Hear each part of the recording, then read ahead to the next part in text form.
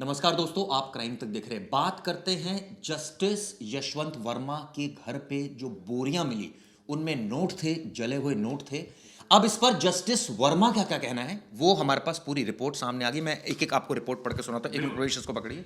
ये हमारे पास जो रिपोर्ट है, ये दरअसल एक तो रिपोर्ट है रजिस्ट्री कम सेक्रेटरी की, एक जो चीफ जस्टिस हाई कोर्ट ने, जो chief justice of India supreme court को लिखी वो रिपोर्ट है, सुप्रीम कोर्ट की प्रेस रिलीज है, और जो बयान है यानी जो जस्टिस वर्मा का बयान है वो है। उनका साफ साफ क्या क्या कहना है, दो लाइनों में आपको मैं बता दूं। ये जबरदस्त रिपोर्ट है जिसमें उन्होंने साफ साफ कहा है, उन्होंने कहा है कि I was never aware of any money और cash lying in the store room. वो अवेयर नहीं है, उनको नहीं पता इस बारे में, और मेरे किसी फैमिली मेंबर को नहीं पता है। एक तो ये बात उन्होंने बोली है, और ये कहा है कि कोई भी कैश और करेंसी मेरे परिवार या स्टाफ को नहीं दिखाया गया उस रात को। इसका मतलब जो video commissioner of police Sanjay Arora साहब ने भेजी सीजीआई को, हाई कोर्ट को, वो जो वीडियो भेजी जिसमें हम देख रहे हैं कि फायर के अधिकारी मौजूद हैं और जले हुए नोट दिख रहे हैं बोरियों में, उनका कहना है कि मेरे किसी स्टाफ को नहीं दिखाया गया जी। इन्होंने अपने आप, आग लगी, ये पहुंचे, इन्होंने आग को बुझाया, और इन्होंने देखा होगा जब हम गए हमें कुछ नहीं दिखा। ये बात इन्होंने बोली। इसके बाद एक और बात बोली जो बहुत इंपॉर्टेंट है। ये कह रहे हैं जी मेरी ये बात बिल्कुल गलत है कि हमने वहां से करेंसी हटाई। इनका क्या कहना है, इन्होंने क्या किया? ये कहते हैं कुछ किया तो सही, मतलब मौके से छेड़छाड़ तो हुई। वो क्या हुई वो मैं आपको बताता हूं, जो इन्होंने अपने खुद उसमें बोला है। The only thing which was cleared was debris. सवाल ये उठता है जस्टिस वर्मा साहब, वहां जब मौके पर आग लगी थी, स्टोर रूम में आग लगी थी, बोरियां थी जिसमें कैश था, वहां प्रवेश कुछ भी नहीं हटाना चाहिए था एज पर लॉ। वहां डेब्रीज भी क्यों हटाई गई? शुरुआत में तो आप कहते हैं मैं इसलिए हम लोग अंदर नहीं घुसे क्योंकि वहां पर आग लगी हुई थी, ठीक है, सिक्योरिटी रीजन से पीछे कर दिया गया। जब आग बुझ गई तो फिर वहां से सामान क्यों हटाया गया, ये डेब्रीज क्यों हटाई गई? और वो भी कह रहे हैं कि हमने वो हटाकर हमारे जो रेजिडेंस है उसके कोने पर एक जगह पर ऐसे रख दी। तो इसका मतलब तो सही कह रही है पुलिस कि वहां से हटाया गया 15 तारीख को सामान। ये शो हो रहा है, ये तो खुद बता रहे हैं, लेकिन ये कह रहे हैं वो डेब्रीज हटाई थी, वो नोट नहीं थे, तब हमें नोट ही नहीं दिखे उसमें। तो नोट कौन ले गया? क्या जो वीडियो में जो नोट दिख रहा है वो किसके हैं? और वो मतलब ये कहना चाह रहे हैं जस्टिस वर्मा साहब कि वो हमें नहीं दिखाए गए, तो क्या वो प्लांट किए गए?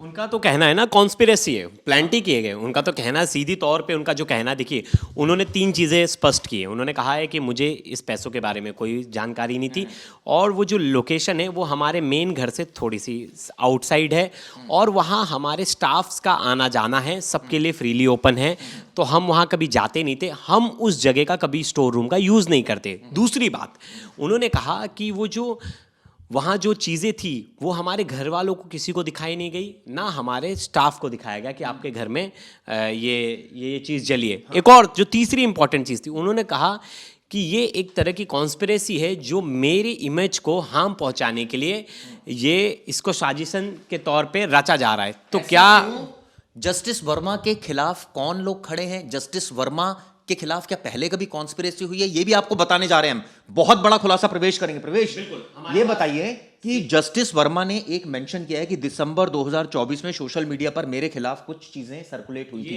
ये मेरे पास ये सीबीआई की एफआईआर है जो 2018 में रिपोर्ट की गई थी इलाहाबाद हाई कोर्ट के ऑर्डर पे, जो कि आपको पता होगा बड़ा ही फेमस केस था, एक बैंक का जो कि जिसमें 900 करोड़ से ज़्यादा का पैसे का गोलमाल था।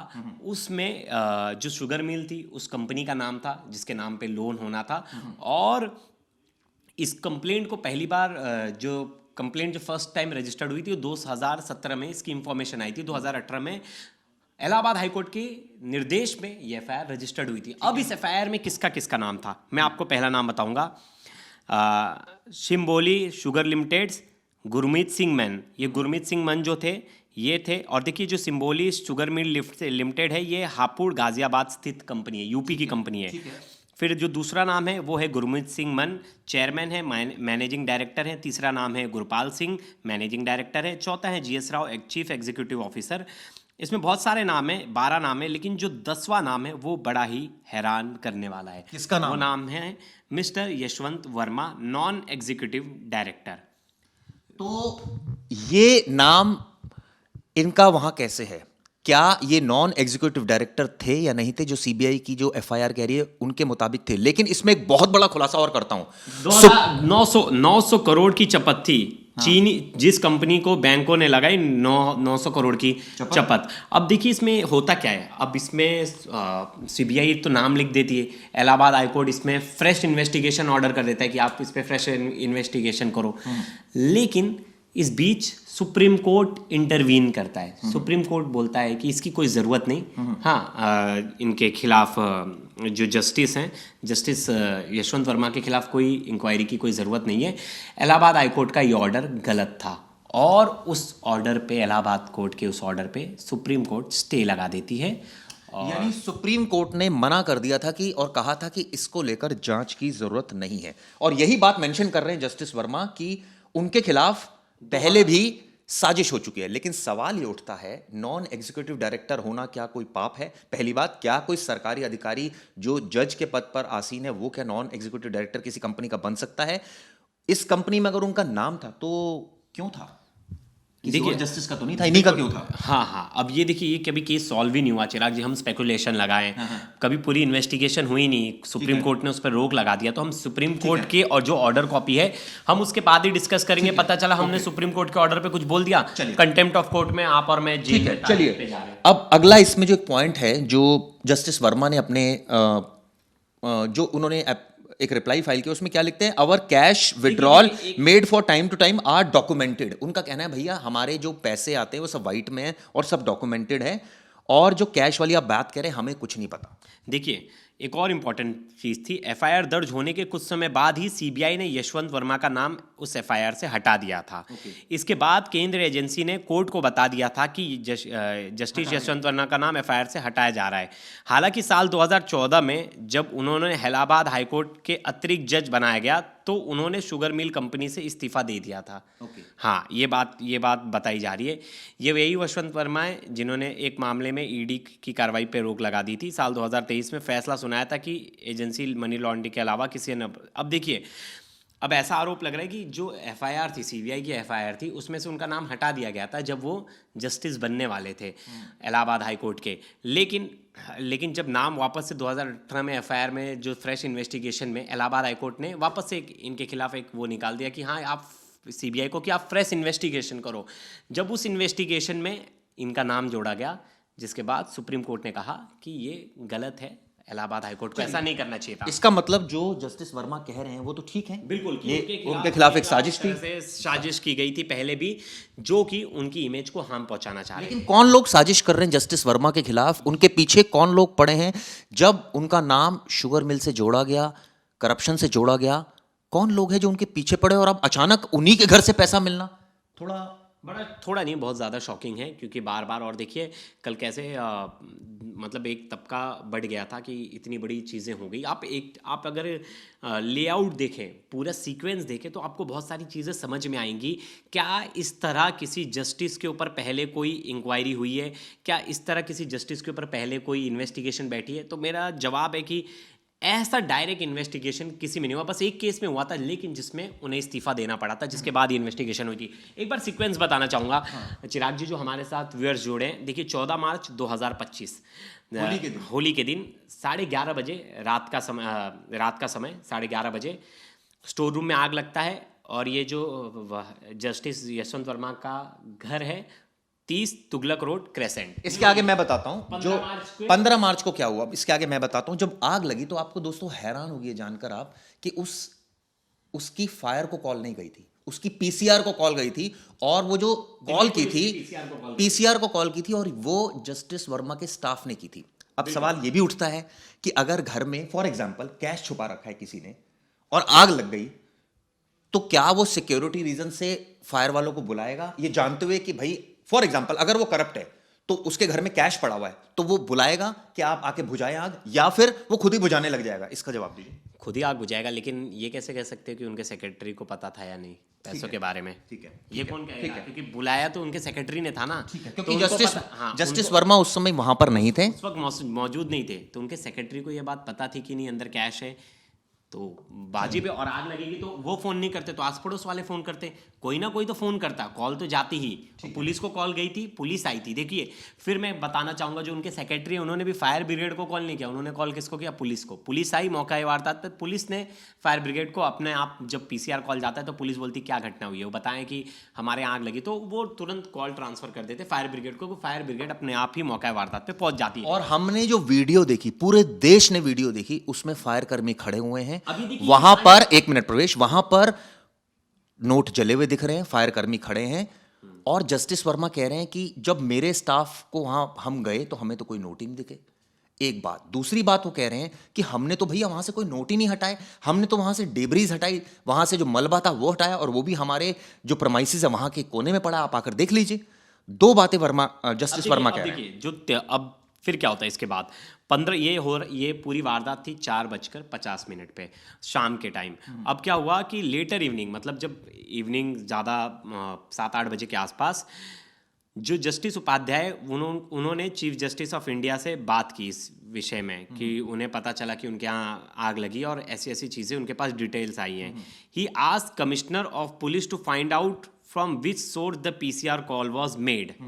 उन्होंने पूछा कि पीसीआर कॉल किस सोर्स से मेड किया था, किसने किया था।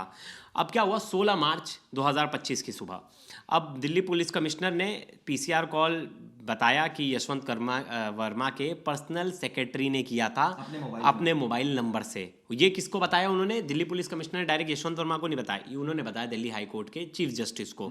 अब इसके बाद मैं बताता हूँ इसके बाद क्या हुआ। जब उन्होंने बताया तो कम्युनिकेशन हो रहा है, chief justice of Delhi high court D K Upadhyay साहब ने ये बात सीजीआई सुप्रीम कोर्ट को बताई, खन्ना साहब को, जिसमें उन्होंने बताया कि ऐसे ऐसे सर ये मिला है। खन्ना साहब का उस पर रिप्लाई आया कि ठीक है, 3 बातों का इन्वेस्टिगेशन कीजिए। पहला, सीजीआई सुप्रीम कोर्ट के जो चीफ जस्टिस है उन्होंने क्या क्या बोला बता रहा हूं। पहला, ये पैसा कहां से आया इनके घर में, दूसरा इसका सोर्स क्या है, और तीसरा 15 तारीख की सुबह वहां से किसने हटाया डेब्रीज को, ये उन्होंने बोला है पता करके बताइए। अब इसकी इन्वेस्टिगेशन लगातार चल रही है, 3 सदस्यीय जो जज हैं वो इसकी पूरी इंक्वायरी कर रहे हैं। सवाल ये उठता है, सवाल नंबर 1, 6 महीने के उनके मोबाइल रिकॉर्ड मांगे गए हैं, उनके घर में कितना स्टाफ है ये पूछा गया है। 6 महीने से उनके घर में, चाहे वो सीपीडब्ल्यूडी हो, हम सबको पता है पीडब्ल्यूडी का जो केंद्रीय विभाग है वो सीपीडब्ल्यूडी बोलते हैं, जो कि रखरखाव करता है घरों, उनको घर, सरकारी घर, उनको घर कब अलॉट हुआ था, उनका पर्सनल सेक्रेटरी कितने हैं, उनका स्टाफ गार्डनर कितने हैं, एक एक चीज की डिटेल मांगी है। अभी और चीजें बची हैं। अभी तो हम 16 तारीख पे, 17 तारीख पे क्या होता है कि जस्टिस यशवंत वर्मा जो है, जस्टिस डीके उपाध्याय जो दिल्ली हाई कोर्ट के चीफ जस्टिस है, वो लोग दिल्ली हाई कोर्ट के गेस्ट हाउस में मिलते हैं और वहाँ वो एक्सप्लेन करते हैं। Justice Verma justice D K Upadhyay को बताते हैं कि मेरे घर में वो हाउस होल्ड स्टोर रूम था जहाँ हाउस होल्ड आइटम्स रखते हैं और बहुत सारे लोग वहाँ आते हैं, ईजी एक्सेस है। अब देखिए यही मामला, अभी तक ये मामला मीडिया में नहीं आया है। 17 तारीख 20 March justice Upadhyay send photographs and video of fire incident to CJI as required, भेज देते हैं। हाँ, अब जाती है, उनको किसने भेजी थी? दिल्ली पुलिस कमिश्नर ने। अब 20 तारीख को जस्टिस उपाध्याय ने फोटोग्राफ्स और वीडियोस जो थे सीजीआई को भेज दिए, और जो कि भेजना बनता ही था। अब 21 मार्च को जस्टिस उपाध्याय एक लेटर लिखते हैं जस्टिस यशवंत वर्मा। देखिए इससे पहले उन्होंने उनसे मुलाकात की, ओरली बात की। उन्होंने चीफ जस्टिस को 20 मार्च को वीडियो भेजा, तब चीफ जस्टिस के यहाँ से उनको एक गाइड आई कि आपको ये चीज़ें अब करनी है। अब जस्टिस उपाध्याय ने एक लेटर लिखा जस्टिस यशवंत वर्मा को, जिनके घर से ये पूरा कैश बरामद हुआ है। उन्होंने बोला कि आप ये बताइए, डिटेल्स बताइए हमें, कैसे आया, क्या आया, जिसमें उन्होंने 3 क्वेश्चन दिया और 3 क्वेश्चन का उन्हें आंसर करना था। अब 22 मार्च को जो जस्टिस वर्मा जी उन्होंने अपना जो है आंसर है वो सबमिट किया। अब देखिए आंसर भी किस फॉर्म में सबमिट किया, मैं आपको वो एक एक करके बताता हूँ। देखिए 3 इंपॉर्टेंट क्वेश्चन थे चिराग जी, सबसे इंपॉर्टेंट क्वेश्चंस थे जो कि सबसे बेसिक था, हर किसी को जानता था, तो उसको क्वेरी के हिसाब से लगाया गया। तो देखिए क्वेरी में उन्होंने सबसे मेन चीज़ किया, उन्होंने कहा explicit denial can be found in detail response. तो क्वेरी 1 था, ए था, query A, I was never aware of any money or cash lying in outhouse storeroom. Neither I nor any of my family members had any knowledge of cash. मतलब उन्होंने साफ साफ मना कर दिया कि भैया मुझे नहीं पता कैश कहां से आया, किसका है, मेरी फैमिली मेंबर्स को किसी को नहीं पता। Query 2 मतलब query B, in light of my response above, the question of explaining the source of the currency did not arise. तो क्वेश्चन ही नहीं उठता, खड़ा ही नहीं होता। जब मुझे पता ही नहीं है तो मुझे कहां से पता पैसे कहां आए, हाँ किसके हैं, मतलब मुझे जब पता ही नहीं ये पैसे कहाँ से आए हैं, तो मतलब मुझे पता ही नहीं कि कभी कोई पैसे रखे तो मैं कैसे बताऊंगा पैसे कहाँ से आए। Query C, I strongly denied any outrightly rejected the insinuation that we remove currency from the storeroom. ये सरासर गलत इन्फॉर्मेशन है कि हमने उस जगह से बाद में स्टोर रूम से वो करेंसी, जली हुई करेंसी हटाई। लेकिन यहाँ एक रिप्लाई में खुद जस्टिस वर्मा क्या कहते हैं, उनका साफ साफ क्या कहना है, the only thing which was cleared was debris, यानी कि हटाया तो गया कुछ ना कुछ। ठीक है, आपने करेंसी नहीं हटाई, आप कह रहे हैं डेब्रीज हटाई, लेकिन सवाल ये उठता है कि मौके से छेड़छाड़ तो है ही नहीं। चलिए खैर, ये हो सकता है कि करेंसी, अब उन्होंने बोला कि ये हमारे एक प्रेमाइसिस के कोने में पड़ी, आप आकर देख लीजिए। सवाल ये उठता है, सवाल नंबर 1, अगर किसी के घर में आग लगी और उसके घर में इस तरह से इतना कैश हो तो वो फ़ोन क्यों करेगा? वो तो कोशिश ये करेगा आग खुद ही बुझा दूं, लेकिन इस मामले में फ़ोन इसलिए बनता था क्योंकि आग बहुत बड़ी थी, शायद इसलिए फ़ोन किया गया। सवाल नंबर 2, इसमें अब 3 जजों की जो पैनल है वो इन्वेस्टिगेशन कर रहा है, वो हो सकता है अपनी रिपोर्ट दे और उसके आधार पर आगे कार्रवाई होगी। आज इस मामले में राज्यसभा में भी मामला उठा था पहले। ये जो कॉन्स्पिरेसी वाली बात है ना, वो बड़ी ही चौंकाने वाली है, क्योंकि जस्टिस वर्मा का नाम अब ये दूसरी बार आ चुका है। पहली बार वही आप हमने जो एफआईआर बताई हमारे, वो उसमें आ चुका था इनका सीबीआई के एफआईआर में नाम। दूसरी बार ऐसा आ रहा है, तो उन्होंने कहा कि सेम चीज़ें, justice Verma aspects conspiracy against him. अब ये कॉन्स्पिरेसी क्या, देखिए कॉन्स्पिरेसी फिर कौन कर रहा है, ये वीडियो किसने भेजी थी? क्या ये दिल्ली पुलिस कमिश्नर पे आरोप लगा रहे हैं? चलिए, मैं ये भी नहीं मानता। मुझे ये बताइए, आपका क्या कहना है कि कोई आदमी आपके घर में घुस रहा है और स्टोर रूम में जा रहा है और वो बोरियां रख रहा है और किसी को नजर ही नहीं आ रहा, किसी को पता ही नहीं चल रहा कौन आदमी है, और आग लग जा रही है, पुलिस आ रही है और उसका वीडियो बना लिया पुलिस ने, और आप कह रहे हैं कि ये अच्छा तो... मैं इस केस को ना उलट कर देता हूँ, थोड़ा सा उलट समझिए। कल को चिराग जी किसी के घर पे ईडी जाती है रेड करने, और उसके स्टोर रूम या उसके किसी जगह से, घर में से हम देखते हैं पैसे मौका वारदात से पैसे मिले, तो वो आरोपी जो है, जिसके ऊपर आरोप लगेगा, वो बोलेगा कि मुझे नहीं पता है कैश कहाँ से आए। ठीक है, तो कोर्ट उसे कैसे ट्रीट करेगी? कोर्ट उसको ऐसे ट्रीट करेगी, घर तो आपका ही है, आप मालिक हैं घर के। जब आप मालिक हैं तो आपके घर में अगर कैश है तो आपको पता होना चाहिए। लेकिन यहां सिचुएशन अलग है प्रवेश, यहां सिचुएशन यह है कि जस्टिस वर्मा का घर है ये। जस्टिस वर्मा अकेले नहीं रहते इस घर में, उनकी बेटी रहती है, उनकी मदर रहती है, उनकी मिसेज रहती है। पहली बात, एक मिनट, उनका पूरा स्टाफ रहता है। आप समझिए बात को, थोड़ी फर्क है। मैं बोल रहा हूँ कोई बड़ा बिजनेसमैन है, उसका भी तो पूरा स्टाफ रहता है। माना वो बोलेगा कि मेरे खिलाफ कॉन्स्पिरेसी मेरे किसी स्टाफ ने रख दी, मेरे सेकंड जो दूसरा अपोजिट बिजनेसमैन है उसके कहने पे, और बाद में ईडी ने रेड कर दिया। आपको प्रूफ तो करना पड़ेगा। बस सकता है जस्टिस वर्मा सही बोल रहे हो, लेकिन उनको प्रूफ तो करना पड़ेगा। यही आंसर है। मुझे सिर्फ एक सवाल, अब उन्हें प्रूफ करना पड़ेगा कि उनके घर पे या तो इन्वेस्टिगेशन में सामने आए कि उनके घर में ये पैसा किसने रखा, और वो बोल रहे कि मैंने तो वो पैसा देखा ही नहीं, तो क्या वो पैसा किसने हटाया वहां से? वो क्या वीडियो अपने आप में झूठ बोल रहा है, या वो वीडियो में गलत दिखाया जा रहा है? चलिए, एक बात ये भी है। दूसरी बात, आपके घर में सीपीडब्ल्यूडी का स्टाफ रहता है, गार्डनर रहते हैं, सर्वेंट्स रहते हैं। कोई आदमी तो बोरी लेकर आया जिसने अंदर रखे, या किसी ने खाली बोरी लाया जिसने पैक किए। कोई आसमान और जमीन से तो निकला नहीं। एम्प्लॉइज को कोई इतना पैसा दे देगा?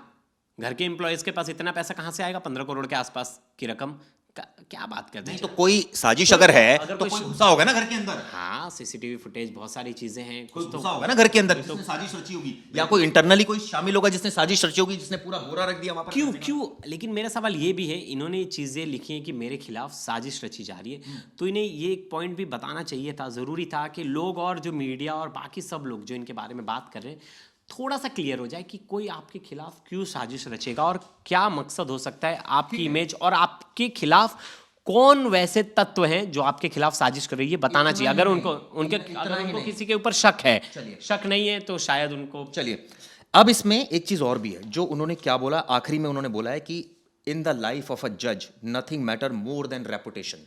किसी भी जज के लिए सबसे ज्यादा है उसकी रेपुटेशन, कैरेक्टर।